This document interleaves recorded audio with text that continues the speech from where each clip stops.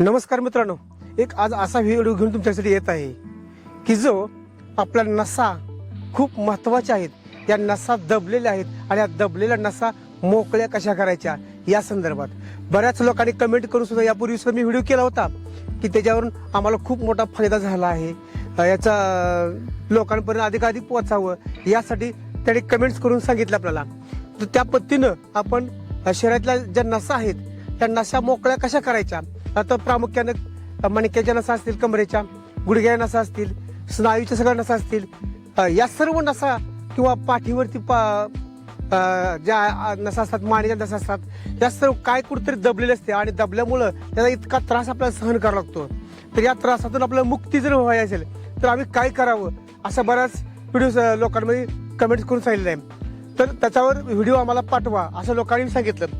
यापूर्वी सुद्धा आपण 2 व्हिडिओ तयार केले होते आणि त्या 2 व्हिडिओ केल्यानंतर बऱ्याचशा लोकांच्या कमेंट्स आल्या की सर आम्हाला खूप आम्ही दवाखान्यात पैसा खर्च केला आहे, परंतु हा ज्यावेळेस आम्ही प्रयोग केला त्यावेळेस आम्हाला खूप फरक जाणवला.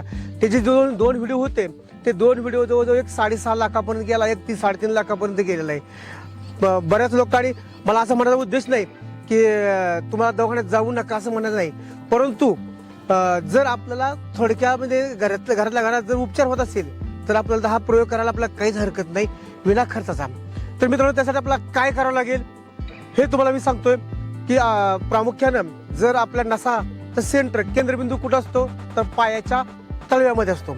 हात पायाच्या तळव्यातला सेंटर बिंदू जो आपल्याला जागृत जर करायचा असेल, तो जागृत झाला तर पूर्ण शरीरभर सगळ्या नसा आपल्या काय होतात, जागृत होतात किंवा ऍक्टिव्ह होतात. आणि नसा जर ऍक्टिव्ह झाल्या तर जे आपला जो त्रास वेदना आहेत त्या वेदना आपल्या सहमूळ नष्ट होत जातात. तर यासाठी आपल्याला काय करावं लागतं तर आपल्या घरात टप असतो पाण्याचा, साधारणतः त्या टपामध्ये 4 ते 5 लिटर पाणी घ्या. हे बी लोकांनी सांगितलं होतं की सर हे पाणी आम्ही किती घ्यावं, ते पाणी पुन्हा पुन्हा वापरावं का. तर या संदर्भात तुम्हाला सांगतोय की मित्रांनो, प्रत्येक वेळेला पाणी जे आहे ते पाणी वेगवेगळं घ्यायचं आपल्याला.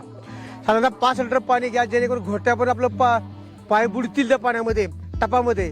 एवढ्या प्रमाणात पाणी घ्या आणि ते पाणी गरम करून घ्या, म्हणजे कोमट करून घ्या. या कोमट पाण्यामध्ये प्रामुख्याने आपल्याला काय करायचं तर या कोमट पाण्यामध्ये आपल्या घरातच कापूर असतो, कापरा साधारणतः 4 ते 5 वड्या आपण काय करायच्या पाण्यामध्ये टाकायच्या. घरात लिंबू असतो आपल्याकडे, 1 लिंबू पूर्णपणे रस पिळायचा त्याच्यामध्ये.